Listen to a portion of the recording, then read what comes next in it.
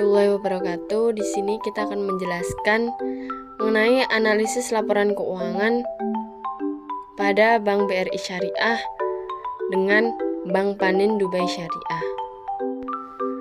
Oke, yang pertama ada rasio profitabilitas. Yang pertama ada net profit margin atau NPM, menunjukkan tingkat laba bersih yang mampu dihasilkan oleh bank. Di sini semakin besar angkanya akan semakin bagus. Dengan rumus laba bersih dibagi pendapatan bersih. Yang kedua ada net operating margin. Dengan rumus laba operasional dibagi pendapatan bersih. Yang ketiga ada ROE atau Return on Equity. Kemampuan suatu bank menghasilkan laba dari modal yang digunakan dalam biaya operasional. Semakin besar angkanya akan semakin bagus. Dengan rumus laba bersih dibagi modal. Yang terakhir ada ROA atau Return on Asset. Kemampuan suatu bank dalam menghasilkan laba dari dana yang diinvestasikan. Pada net profit margin diambil dari laporan keuangan laba rugi. Persentase NPM BRI Syariah mengalami kenaikan dari 2019 ke 2020. Sedangkan Panin Dubai Syariah mengalami penurunan, tetapi persentase Panin Dubai Syariah lebih besar daripada BRI Syariah. Selanjutnya pada NOM atau Net Operating Margin diambil dari laporan keuangan laba rugi. Persentase BRI Syariah mengalami kenaikan, sedangkan Panin Dubai Syariah persentasenya mengalami penurunan. Tetapi persentase NOM pada Panin Dubai Syariah lebih tinggi. Selanjutnya ada ROE atau Return on Equity.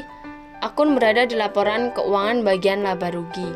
Persentase ROE pada BRI Syariah mengalami kenaikan dan di Panin Dubai Syariah juga mengalami kenaikan. Tetapi pada Bank Panin Dubai Syariah persentasenya lebih besar daripada BRI Syariah. Kemudian yang terakhir ada Return on Asset atau ROA. Kemudian pada persentasenya BRI Syariah mengalami kenaikan, sedangkan Bank Panin Dubai Syariah mengalami penurunan. Persentase Bank Panin Dubai Syariah lebih besar daripada BRI Syariah. Jadi kesimpulannya adalah rasio profitabilitas Bank Panin Dubai Syariah menurun pada tahun 2020. Namun Bank Panin Dubai Syariah dalam menghasilkan laba lebih tinggi dibandingkan pada Bank BRI Syariah. Rasio likuiditas. Rasio likuiditas dibagi menjadi 5. Yang pertama, current ratio atau rasio lancar. Current ratio atau rasio lancar adalah kemampuan bank untuk membayar utang jangka pendek dengan menggunakan aset lancarnya. Yang kedua yaitu quick ratio atau rasio cepat, yaitu kemampuan bank membayar utang jangka pendek menggunakan uang kasnya. Yang ketiga yaitu FDR, menunjukkan kesehatan bank dalam memberikan pembiayaan. Rasio likuiditas. Pada rasio likuiditas ini, semakin besar persentasenya artinya semakin bagus. Yang pertama yaitu current ratio. Current ratio akunnya berada di laporan keuangan neraca sisi aset. BRI Syariah tahun 2019 ke 2020 persentase current rasionya mengalami penurunan dan terjadi juga pada Panin Dubai Syariah. Tetapi persentase BRI Syariah lebih besar daripada persentase Panin Dubai Syariah. Jadi kemampuan BRI Syariah untuk membayar utang jangka pendek dengan menggunakan aset lancarnya lebih baik daripada Panin Dubai Syariah. Yang kedua yaitu quick ratio. Akunnya berada di laporan keuangan neraca sisi aset. Pada BRI Syariah tahun 2019 ke tahun 2020 persentasenya mengalami kenaikan, sedangkan pada Panin Dubai Syariah persentase quick ratio-nya mengalami penurunan dari tahun 2019 ke tahun 2020. Persentase BRI Syariah lebih baik daripada Panin Dubai Syariah. Jadi kemampuan BRI Syariah untuk membayar utang jangka pendek menggunakan uang kasnya lebih baik daripada Panin Dubai Syariah. Yang ketiga yaitu Financing Deposit Ratio atau FDR. Akun berada di laporan keuangan neraca sisi aset.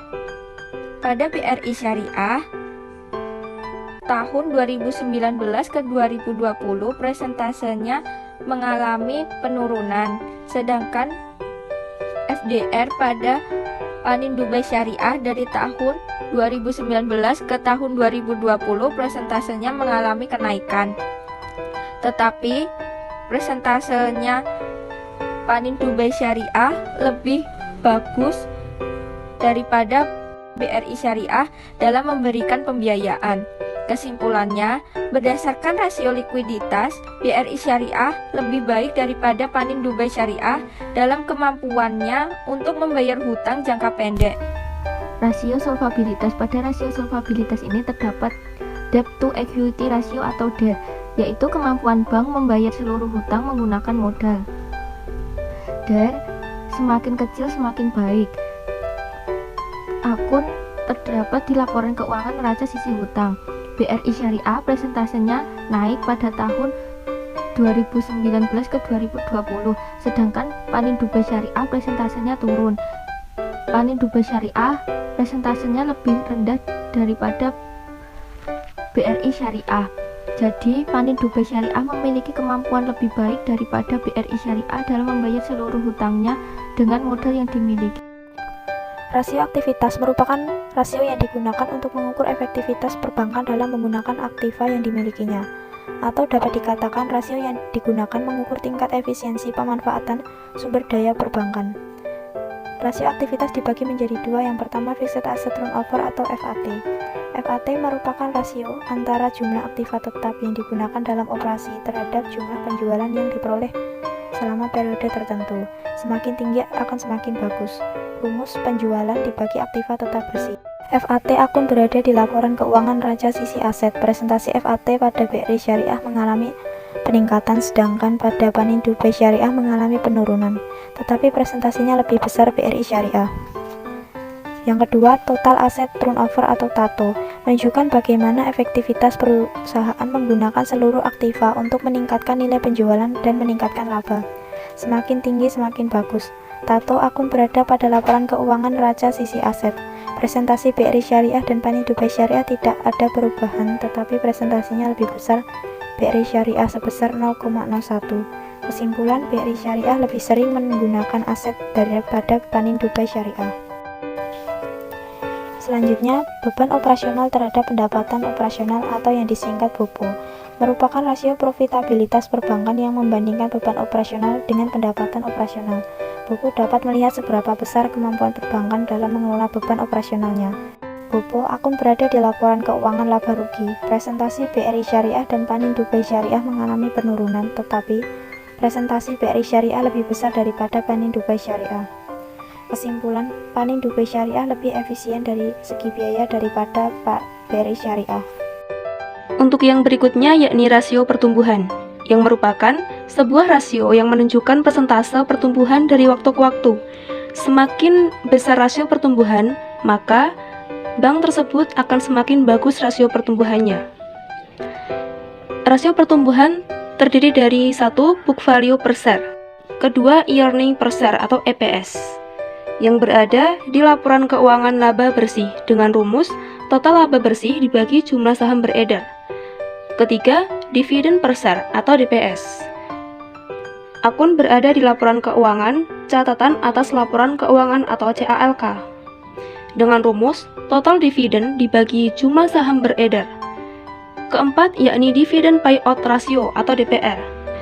Akun berada di laporan keuangan arus kas, catatan keuangan, laporan perubahan ekuitas, dan laporan laba rugi. Dalam BRI Syariah, book value per share atau BVS per tanggal 31 Desember 2019 sebesar 524, sedangkan per 31 Desember 2020 sebesar 550. Dan pada Panin Dubai Syariah, per 31 Desember 2019 sebesar 71, dan per 31 Desember 2020 sebesar 80. Untuk earning per share atau EPS, pada BRI Syariah, per tanggal 31 Desember 2019 sebesar 26, dan per tanggal 31 Desember 2020 sebesar 7. Sedangkan Bank Panin Dubai Syariah, per 31 Desember 2019 sebesar 1 dan per 31 Desember 2020 sebesar 0. Jadi, dalam hal ini, jika dibandingkan antar kedua bank yakni BRI Syariah dan Bank Panin Dubai Syariah, rasio pertumbuhannya lebih baik BRI Syariah. Market base merupakan rasio yang sering dipergunakan di pasar modal. Rasio ini menggambarkan kondisi atau keadaan prestasi perusahaan di pasar modal. Indikator ini biasanya dipakai investor untuk mengukur tingkat ketertarikan terhadap harga saham tertentu.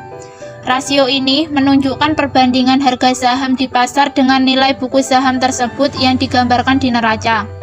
Semakin tinggi rasio yang didapat, maka semakin tinggi pula minat investor untuk membeli saham tersebut. Kesimpulan dari keseluruhan BRI Syariah memiliki kemampuan likuiditas dan rasio aktivitas yang lebih baik daripada Panin Dubai Syariah. Namun, dari segi profitabilitas, solvabilitas, efisiensi, dan market base, Panin Dubai Syariah masih lebih baik. Saran untuk BRI Syariah yaitu asetnya digunakan lebih baik lagi supaya pendapatan juga bertambah, tetapi biaya operasional lebih ditekan sehingga dapat menghasilkan laba yang lebih besar. Sekian presentasi dari kelompok kami. Wassalamualaikum warahmatullahi wabarakatuh.